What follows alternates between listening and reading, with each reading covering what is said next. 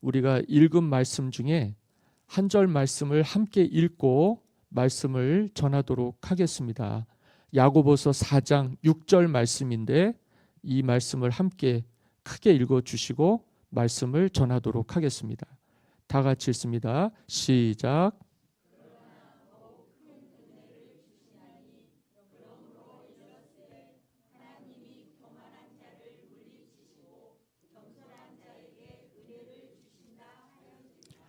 아멘.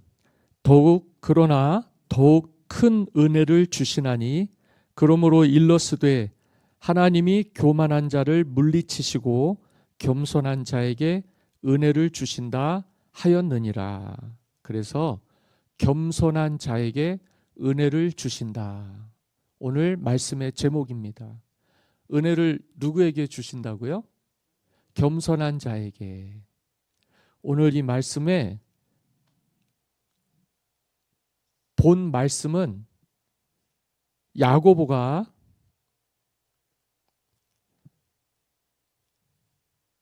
유대인들, 기독교인들에게 쓰는 편지예요. 그러니까 보편적으로 보면 예수 믿는 사람들에게 쓴 편지입니다. 근데 야고보는 예수님의 사랑을 받았던 제자였어요. 그리고 예수님의 형제였습니다. 이 야고보는 초대교회에 있어서 베드로가 있었고 요한이 있었고 야곱이 있었는데 예수님이 사랑하시는 제자들이요. 그 중에서 우리가 생각하기를 베드로가 수제자라고 생각을 해서 예루살렘 교회의 가장 큰 어른이었다 이렇게 생각을 합니다만 실제적으로는 야고보가 예루살렘 교회에 가장 큰 영향을 끼친 하나님의 사람이었어요. 근데 이 사람은 바울은 믿음으로 구원을 얻는다. 이방인이든 유대인이든 예수님을 믿으면 다 구원 얻는다. 그래서 믿음으로 얻는 구원을 강조했어요. 근데 그러다 보니까 어떠한 일이 생기냐 하면 예수님을 믿기만 하면 그 다음부터는 어떠한 것도 문제가 되지 않는다는 거예요. 믿기만 하면. 예수님을 믿기만 하면 된다. 그런데 야고보는 어떻게 가르쳤냐면 믿고 난 이후의 삶을 더 잘 살아야 된다고 가르친 거예요. 어떻게 살아야 되느냐? 믿는 만큼 행하는 삶을 살라는 거예요. 하나님을 믿는다면 하나님을 믿는 사람다운 삶을 살아야 된다는 거죠. 그래서 이 야고보를 행함을 강조한, 믿음에 있어서 행함을 강조한 사람이라고 합니다. 믿는 것도 중요한데 이 믿음에 있어서는 믿음에 따르는 행동도 중요한 거예요. 그러니까 예수님 믿는 사람들은 예수님을 믿는 사람다운 행동을 해야 된다는 거죠. 그게 우리가 예수님을 믿기만 하면 구원 얻는다는 보편적인 구원에 있어서 가장 중요한 삶의 원리예요. 믿는다고 할 때 그 믿음이라고 하는 건 믿고 난 이후의 삶이 굉장히 중요하다. 우리가 처음에 예수님 믿고 구원받을 때보다 지금이 더 믿음이 좋아야 된다는 거죠. 그 믿음의 삶에 있어서 삶의 모습들이 더 중요하다는 거예요. 오늘 제가 말씀을 드릴 텐데 특별히 오늘 본문에는 교만한 사람과 겸손한 사람이 나와요. 삶의 행동을 굉장히 중요하게 생각하는 부분입니다. 이 세상에는 두 부류의 사람이 있는데 교만한 사람이 있고 겸손한 사람이 있어요. 그리고 야고보 4장 6절의 말씀은 구약성경 잠언 3장 34절의 말씀을 인용한 거예요. 여러분들은 찾으실 필요가 없고 제가 읽어드릴 텐데 잠언 3장 34절 진실로 그는 거만한 자를 비웃으시며 겸손한 자에게 은혜를 베푸시나니. 35절에는 지혜로운 자는 영광을 기업으로 받거니와 미련한 자의 영달함은 수치가 되느니라. 그래서 겸손한 사람과 교만한 사람의 차이를 잠언의 성경에서 지혜로서 사람들에게 가르치는 그 말씀을 야고보가 인용을 했어요. 그래서 겸손한 사람과 교만한 사람이 이 세상에 있는데 구약 성경에도 나오고 신약 성경에도 나오고 있습니다만, 이 사람들의 차이가 뭐냐? 차이가 뭐냐? 교만한 사람들과 겸손한 사람들의 특징이 있는데, 먼저 교만한 사람들은요, 자기중심적이에요. 이기적이라고 그러죠. 겸손한 사람들은 하나님 중심적이에요. 이타적이라는 말입니다. 그리고 두 번째로, 교만한 사람들은 회개를 하지 않아요. 그런데 겸손한 사람들은 회개와 영적 각성을 날마다 합니다. 그리고 세 번째, 교만한 사람들은 감사를 하긴 하는데 늘 하질 않아요. 항상 기뻐하라, 쉬지 말고 기도해라, 범사에 감사해라. 늘 감사해야 되는데 늘 감사하질 않아요. 교만한 사람들은. 그런데 겸손한 사람들은 늘 감사하는 거예요. 여러분은 늘 감사하는 성도가 돼야 될 줄 믿습니다. 네 번째, 교만한 사람들은 절대 기도하지 않아요. 그런데 겸손한 사람들은 늘 기도합니다. 그리고 이제 제일 중요한 건데, 교만한 사람들은 예수님보다 자기를 더 높여요. 예수님 위에 있으려고 그래요.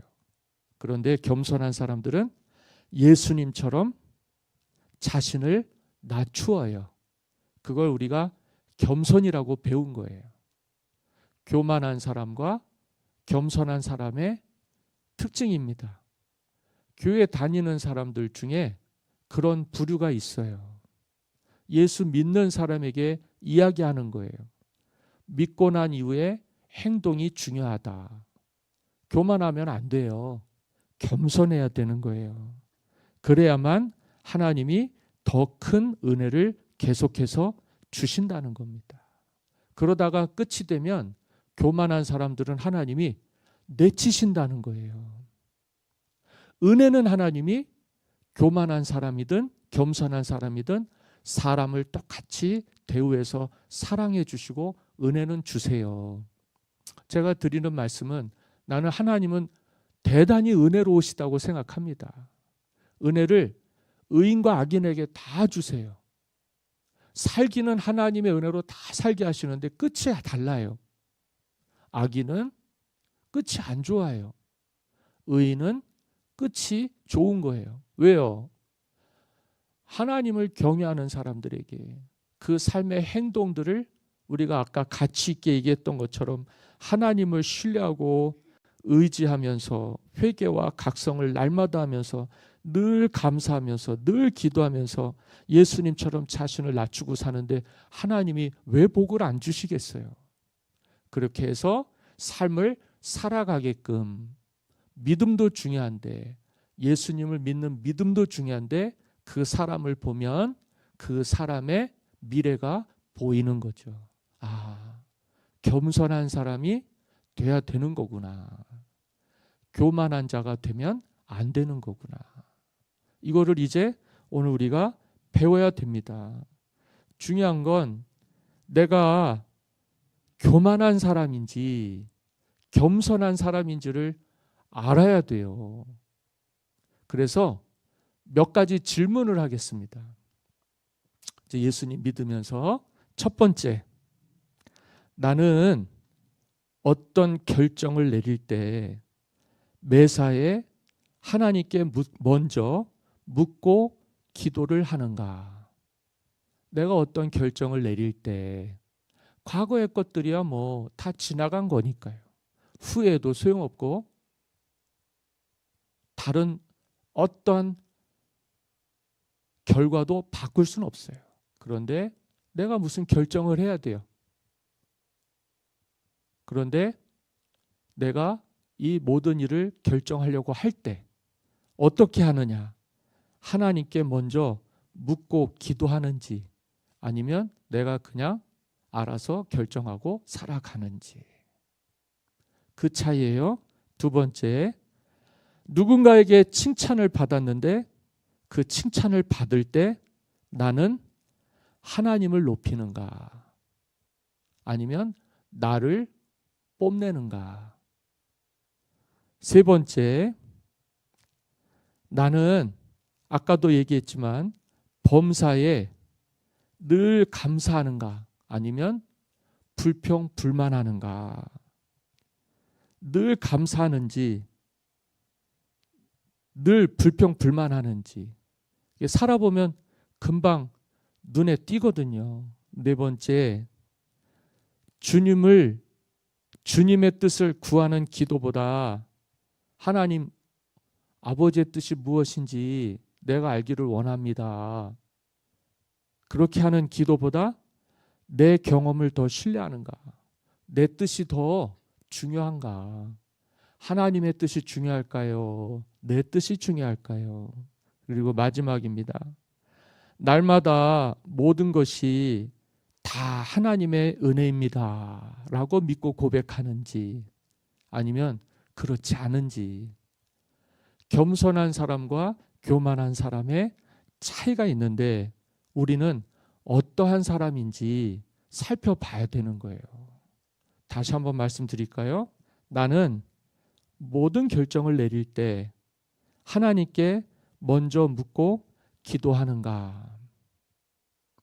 두 번째, 누군가에게 칭찬을 받을 때 나는 하나님을 높이는 사람인가? 그 칭찬을 내가 다 받고 있는가? 세 번째, 나는 늘 감사하면서 사는가? 아니면 불평, 불만도 자주 하면서 사는가? 네 번째, 하나님의 뜻이 무엇입니까? 아버지의 뜻이 무엇입니까? 라고 기도하는 것보다 내 뜻을 더 신뢰하고 내 경험대로 살아가는가? 마지막으로 모든 것이 다 사는 순간순간이 다 하나님의 은혜입니다 라고 고백하면서 사는가? 이 겸손하다는 건 세상 가운데 하나님이 제일 높으신 걸 인정하는 거예요. 교만하다는 건 하나님보다 내가 더 높아진 걸 얘기하는 거예요. 중요한 건 뭐냐? 예수님을 믿었다는 거죠. 예수님을 믿는데 아직도 내 자리를 주님보다 더 위에 두려고 하는지, 내 마음대로 좌지우지하고 싶은지 아니면 하나님 뜻대로 따르려고 하는지 삶이 결정이 돼요. 예수님을 믿을 때 교회 안 다니는 사람들에게는 예수님 믿고 구원받는 게 중요하잖아요. 누구에게나 다 보편적인 은혜를 하나님이 주셨으니까. 그러니까 복음을 들어보지 못하고 전해주는 이가 없으면 어찌 하나님을 믿을 수 있겠나요? 그러니까 그들에게도 기회를 다 주어야 된다고 생각합니다. 그래서 예수님 믿고 난 이후가 중요한 건데, 예수님 믿으면 멸망하지 않고 영생을 얻게 해주신다고 하는 하나님의 뜻이 있었어요. 그런데 그 영생을 얻기 위해서 우리가 살아가고 있는지 믿음을 점검을 해야 된다는 것입니다. 야고보 사도는 그렇게 우리 시대의 교회에 말씀하고 있는 거예요. 어쩌면 주님이 다시 오신다라고 하는 재림의 희망이 그때보다도 지금이 더 희박하리라고 생각합니다. 뭐 언제 오실지 누가 알겠어요. 이 야고보 시대는 실제로 주님이 받으셨던 박해와 같은 핍박과 환난이 많았거든요. 그러니까 이 사람들은 무슨 생각을 했냐면 주님이 곧 다시 오실 것이다라고 하는 생각을 했어요. 금방 주님이 오신다고 하니까 그들은 마음의 자세를 다시 가다듬어야 됐어요. 그리고 누구를 바라보아야 됐냐면 고난받으시고 십자가에 죽임당하신 예수님을 바라보아야 됐어요. 야고보서는 이 편지를 쓰고 나서 3년 있다가 순교를 해요. 고난을 받고 핍박을 받아서 결국은 로마 황제 네로의 손에 핍박을 받아서 순교를 합니다. 네로의 시대에 수많은 사도들이 목숨을 잃었어요. 베드로는 67년에 십자가에 거꾸로 매달려서 목숨을 잃었고요. 바울은 목이 베어서 목숨을 잃었어요. 그보다 앞서서 4년 전에는 야고보가 순교를 했고요. 교회의 큰 일꾼들을, 정말 예루살렘 교회의 가장 귀한 일꾼들을 다 잃었어요. 주님이 이 땅에서 오늘 우리에게 주신 그 은혜가 귀하고 너무 값진 까닭에 그 고난을 그들이 감당을 하면서 뭘 바라보았냐면 영광의 주님 계신 천국을 바라본 거예요. 그걸 뭐라고 의미를 해석했냐면 더 큰 은혜라고 해석을 했어요. 하나님 이 세상에서 은혜를 주시잖아요. 그러니까 의로운 사람이든 악한 사람이든 다 똑같이 하나님 은혜를 주시고 계세요. 그리고 신앙생활을 하게 되면 이제 무슨 차이가 생기냐면 믿음으로 구원 얻는 이후에 우리가 남은 인생을 어떻게 살아가느냐에 따라서 상을 받을 수도 있고 아니면 심판을 또 받을 수가 있는 거예요. 예수 믿는 사람들도 하나님의 심판을 피할 수는 없어요. 그래서 어떻게 행하여야 되는지가 굉장히 중요한 거예요. 우리가 그걸 딱 들여다 봤을 때 예수님 믿고 났으니까 난 이제 구원을 받았다라고 하는 확신은 의심하지 마시고 다음이 뭐냐? 더 큰 은혜가 있다는 거예요. 하나님께 구원 얻어서 하나님이 계신 천국에 들어가서 상을 받게 되는 사람들이 있어요. 이 사람들은 하나님을 경외하는 사람들입니다. 그런데 어떻게 하나님을 경외하느냐? 하나님보다 자신을 낮추는 거죠. 그게 주님 앞에서 자신을 낮추는 거예요. 그러니까 예배를 드릴 때 우리의 예배는 나를 낮추고 하나님을 높이는 게 예배입니다. 그러니까 삶이 얼마나 중요하겠어요. 내가 주인공이 아니고 예수님이 주인공이시니까 그 주인공을 빛나게 하려고 우리가 하나님의 은혜를 입고 우리의 삶으로 하나님을 예배하는 거예요. 예배는 일주일에 한 번 드리는 게 예배가 아닙니다. 이 예배를 통해서 우리의 삶이 점진적으로 하나님의 나라의 소망을 가진 믿음의 사람으로서 성장을 해야 돼요. 이제 제가 말씀을 드리려고 하는 말씀이 하나가 있는데 잠언 18장 12절에 뭐라고 그랬냐면 사람의 마음의 교만은 멸망의 선봉이요 겸손은 존귀의 앞잡이니라. 신앙생활하면서 자신을 너무 드러내지 마십시오. 나를 드러내는 건 굉장히 보기가 좋지 않아요. 나를 앞세우지 말고 주님을 드러내셔야 돼요. 삶은 그게 우리에게 겸손으로 나타납니다. 예수 믿는 사람들은 나를 드러내면 안 돼요. 그건 여전히 내가 살아있다는 뜻이에요. 그런데 내가 살아있으면 하나님이 일을 하실 수가 없어요. 그래서 우리는 철저히 내가 예수 그리스도의 달려 죽으신 십자가에 못 박히셨듯이 우리 자신도 죄에 대해서 십자가에 못 박히듯이 죽어야 돼요. 그래서 내가 드러나지 않게 해야 돼요. 아까 얘기했잖아요. 우리가 겸손한 사람인지 교만한 사람인지 5가지 한번 또 읽어드릴까요?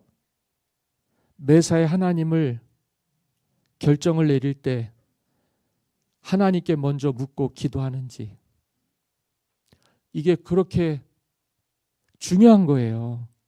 내가 칭찬받을 때 하나님을 높이는지, 반대로 내가 꾸짖음 들을 때 그럼에도 불구하고 자신을 부인하고 그래 내가 더 잘해야 되겠다라고 하는지, 그리고 범사에 감사하는지, 하나님의 뜻을 위해서 기도하지 않고 내 뜻을 위해서 기도하는지 우리는 물어야 돼요.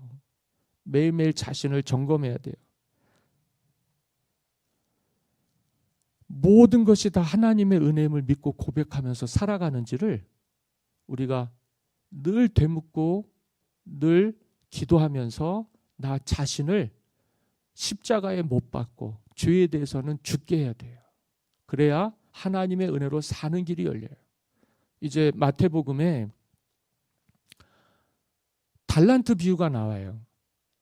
1달란트 받은 사람, 2달란트 받은 사람, 5달란트 받은 사람이에요. 다 똑같은 은혜를 받았어요. 그런데 끝이 달랐어요.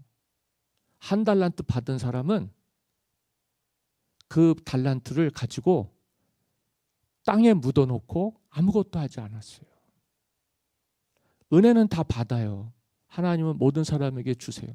1달란트가 작다고 생각하시는 분들이 있을지 모르겠지만 1달란트는 작은 금액이 아닙니다. 2달란트, 5달란트 받은 사람들이 있는데 이 주인이 결산을 하려고 3사람을 불러요. 1달란트 받은 사람은 1달란트를 땅에서 꺼내갖고는 주인에게 가져다 줍니다. 그리고 뭐라고 그러냐면 우리 주인님은 심지도 않은 데서 거두시는 분이라는 거예요. 그냥 말을 그렇게 했어요. 이 1달란트 받은 사람이. 그러니까 어떠한 일에든지 어떠한 마음에든지 들지가 않는 거예요. 이 1달란트 받은 사람은 1달란트 자체가 적은 게 아닌데도 굉장히 귀한 것임에도 불구하고 그거를 어떻게 해서든지 이자놀이 하는 사람한테라도 가져다 줘서 남겼어야 되는 거였어요. 하나님의 뜻은. 그런데 이 사람은 하나님의 뜻을 묻지, 주인의 뜻을 묻지 않았죠. 2달란트 받은 사람과 5달란트 받은 사람이 계산을 하러 오는데 주인에게 이렇게 했습니다. 주인님, 내가 2달란트를 주인님께 받았는데 이걸 가지고 열심히 해서 2달란트를 더 남겼다는 거예요. 주인이 보실 때 그 의도가 무엇이든지 간에 이 귀한 걸 주셨으니 나는 더 값지게 했다는 거예요. 은혜가 은혜되게 했다는 거예요. 5달란트 받은 사람도 마찬가지예요. 5달란트를 가지고 5달란트를 더 남겼다는 거예요. 이 은혜는 선물이지만요. 이 은혜는요. 은혜가 은혜되게 해야 은혜가 됩니다. 그런데 이 은혜가 아무리 귀하고 보석 같아도요. 이거를 귀하게 여기지 않으면 낡아지는 거예요. 값이 떨어지는 거예요. 하나님이 주신 거예요. 귀해요, 안 귀해요? 우리의 삶에 하나님이 주신 은혜가 정말 귀해요. 근데 이걸 가지고서 어떻게 해서든지 남겨야 되겠다. 정말 주님이 보실 때 정말 귀하고 값진 이 보화를 내가 정말 이 땅에서 아름답게 귀하게 드러내야 되겠다. 그런 마음을 가져야 되는 게 청지기의 입장이에요. 그런데 아무것도 하지 않아요. 그냥 노력도 하지 않아요. 수고도 하지 않아요. 그냥 은혜인데 은혜인 줄 모르는 거예요.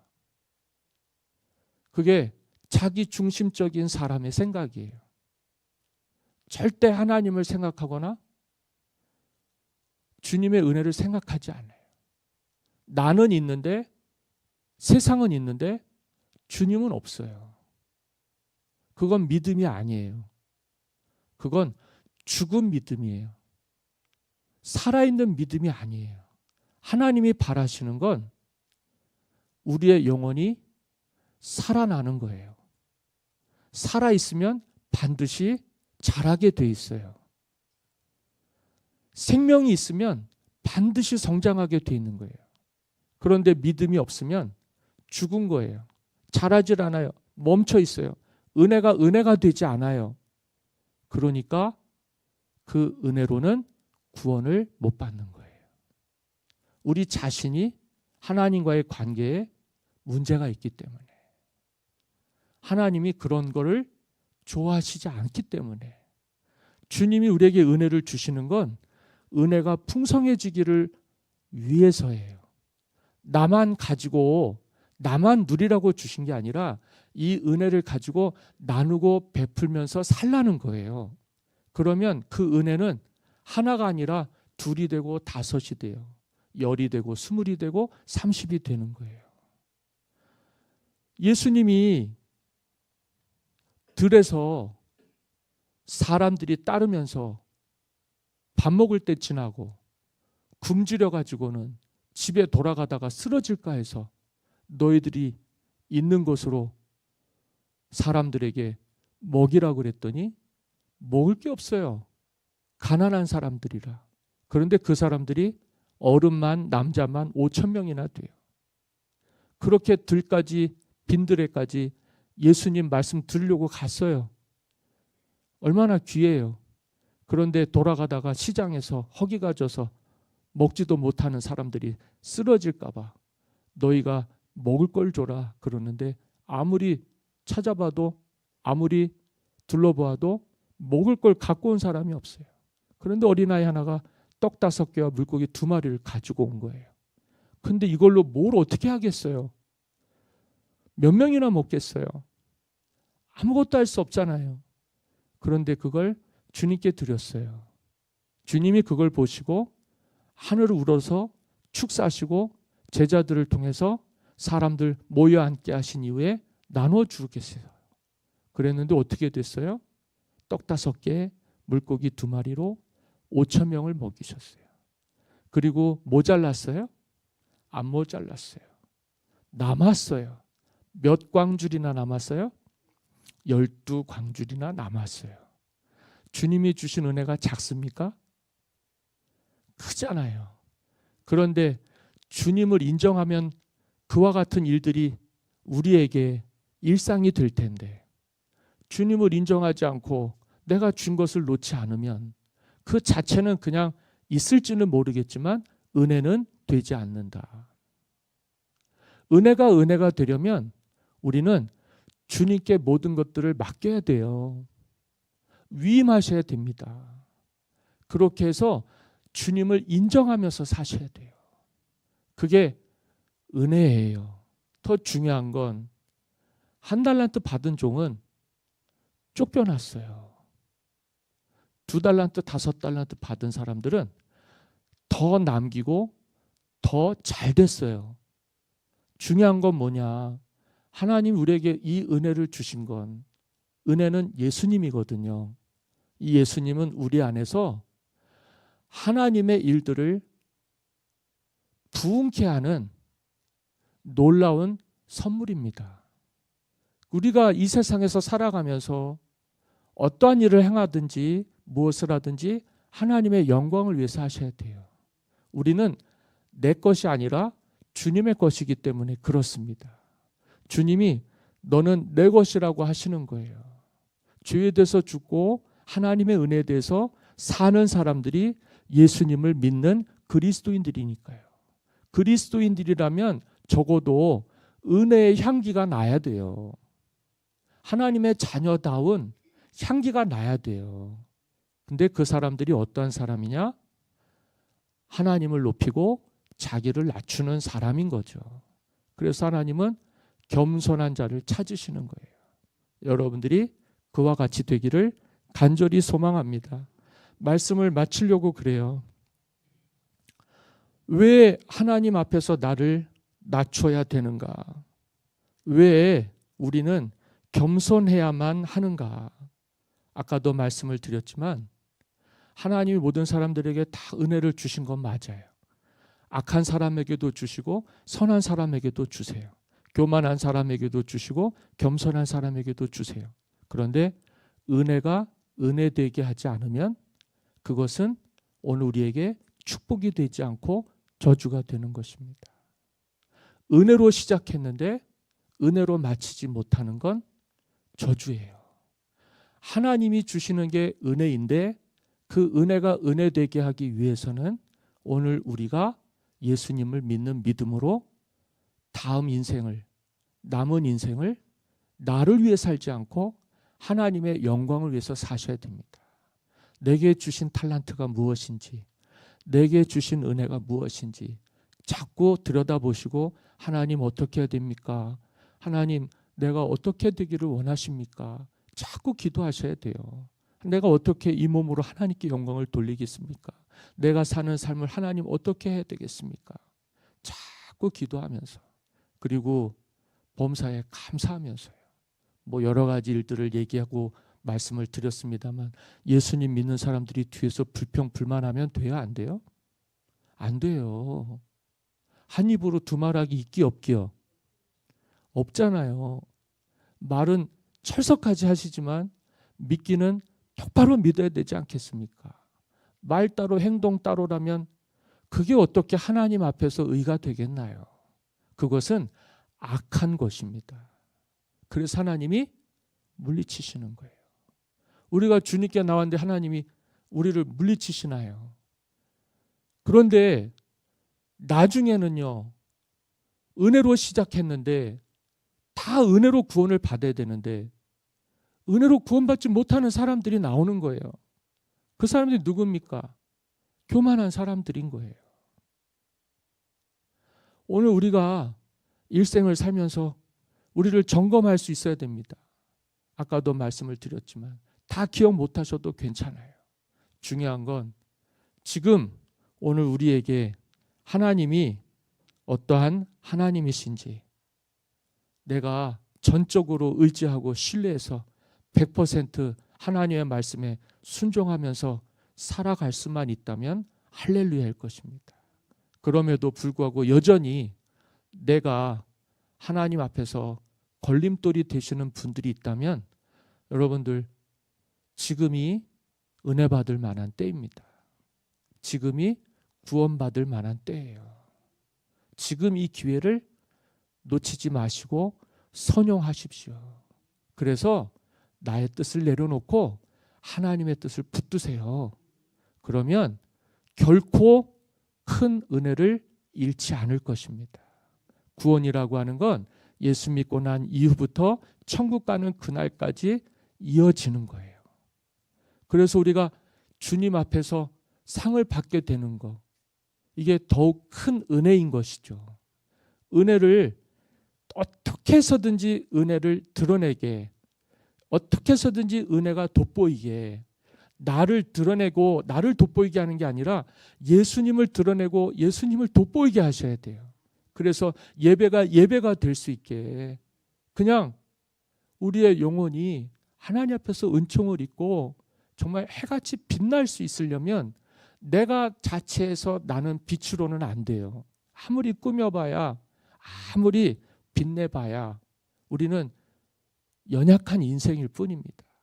하나님의 영광의 빛을 바라보고 주님의 얼굴을 구하시면서 우리의 남은 인생을 하나님 앞에 2달란트 받은 사람들처럼, 5달란트 받은 사람처럼 주님의 영광을 위해서, 주님의 기쁨을 위해서 정말 갑절로 하나님 나의 남은 인생 주님 배가 되는 인생이 되게 해 주십시오. 갑절로 남기셔야죠. 우리 교회는 선교하는 교회입니다. 우리 교회는 다음 세대를 살리는 교회가 돼야 돼요.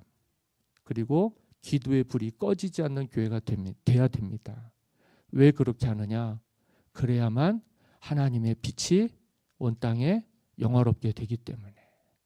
우리 인생 하나님께 드려서 나의 인생을 통해서 하나님이 영광과 기쁨이 되실 수만 있다면 우리에게 은혜가 될까요? 저주가 될까요? 한번 말씀해 보세요. 은혜가 되겠죠. 그런 은혜는 앞으로 없을 것입니다. 주님의 영광과 기쁨이 돼서 하나님의 나라가 우리에게 임하고 모든 사람들이 하나님의 영광을 볼 수 있게 우리를 축복의 도구로 써 주시옵소서. 겸손한 자가 되셔서 하나님이 찾으시는 사람이 되고 주님이 상 주시는 사람이 되고 은혜로 시작해서 저주로 마치는 게 아니라 은혜로 시작하여 은혜로 마치는 그 은혜는 너무도 귀하고 값진 영광의 은혜가 되세요.